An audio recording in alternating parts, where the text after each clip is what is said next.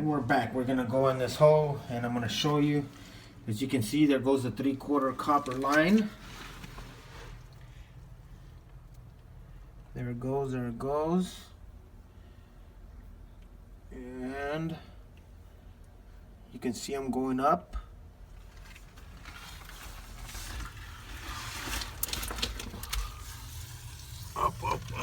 Up. And I can see, for those of you, you can see the lining. That's a shark bite right there.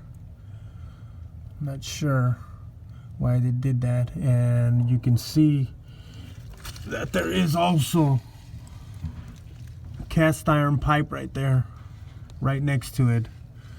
So you see hot water and cold water going up. And that's all we got for now.